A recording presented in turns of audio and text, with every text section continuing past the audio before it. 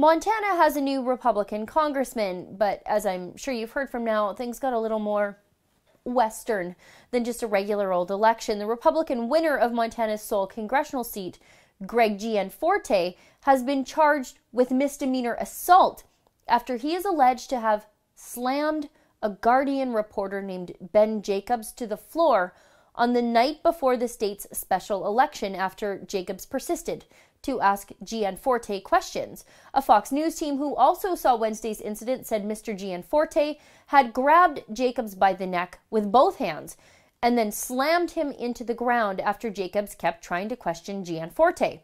There is no video of the incident, but there is some pretty damning audio. To the CBO score, because you know you were waiting to make your decision about healthcare until you saw the bill and it just came out. And what you thought we'll talk to you about that later. Yeah, but there's not going to be time. I'm just curious if you have the act speak right with now. Shane, please. But you don't. I'm sick and tired of you guys. The last guy that came in here, you did the same thing. Get the hell out of here. Get the hell out of here. The last guy did the same thing. You were the Guardian? Yes, and you just broke my glasses. The last guy did the same damn thing. You just body slammed me and broke my glasses. Get the hell out of here. If you'd like me to get the hell out of here, I'd also like to call the police. Can I get you guys' names? Hey, you gotta leave. He just body slammed me. And the left, well, they're predictably outraged by all of it, and some of those commenting on the right are perfectly fine with everything that happened. Now, to his credit, Gianforte apologized for the mess in his acceptance speech, saying, and I quote, "When you make a mistake, you have to own up to it. That's the Montana way. Last night I made a mistake. I took an action that I can't take back," end quote. I'm glad to hear that, because Gianforte was completely wrong. And my opinion on this incident might not be the popular one or the fun one, but I'm here to be ethical and consistent. If my values and principles apply differently to different people, well, then I'd probably just be a lefty making it up as I go along.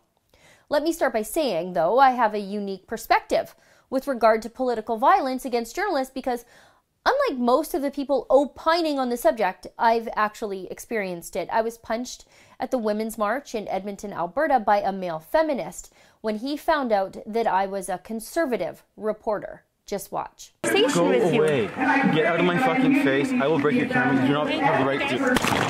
Whoa! Guys, let's stop. Let's calm down. Calm down. You don't have the right to film me everywhere you go. Yes, she does. Just she like. Yeah, I do. You just hit me in the face. No, don't. Hey, don't tell me to calm down. I'm not telling you. Yeah, you guys should move away. You deserve to be angry. You deserve to be angry. I got punched because some guy couldn't control himself when he didn't like the questions that I was asking. So I must take a position that even though I may vehemently disagree with The Guardian and everything they stand for, and disagree with the ambush tactics of left-wing journalism, those lefties have the same right to do their job without threat of political violence as I do. I'll defend the lefty journalists even though they hate my guts and would never speak up on my behalf. And look, I'm well aware of the hypocrisy of the left in the mainstream media with regard to Gianforte.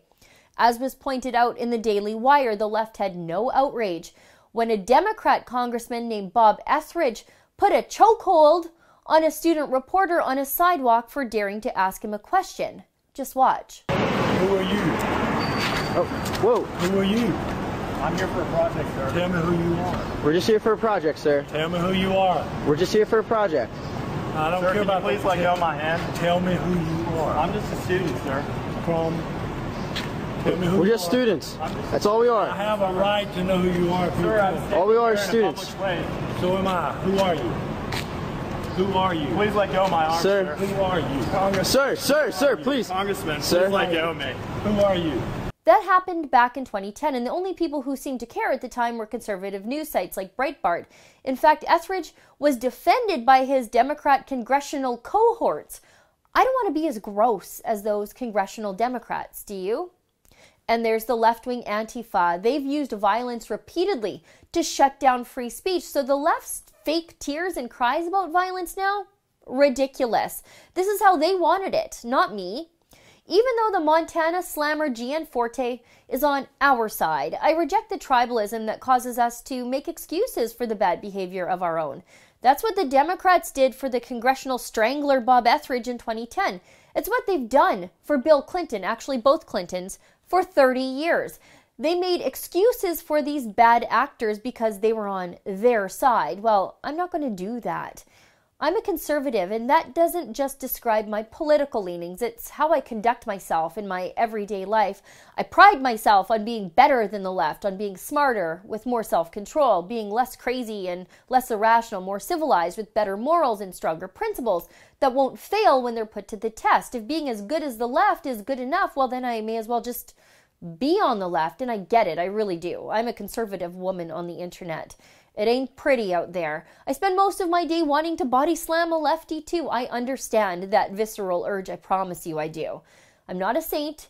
I mean, who doesn't want to see things happen to people you don't like, especially the media, because they don't like us as much as we don't like them. Probably it's even more. And it's probably why people still voted for Gianforte after he went all ultimate warrior on Ben Jacobs. That's how much people hate the media. And let me be clear, I don't have a problem with conservatives defending ourselves against political violence. If the left starts a fight, I'm more than happy to see our side finish it. But I don't body slam a lefty when every fiber of my being is begging me to. I don't act out and lose control, because the second we use political violence, we become the fascists the left says we are, especially if the violence is against people whose jobs are protected under the First Amendment. We don't want body slam journalists to be our version of the left's punch Nazis mantra.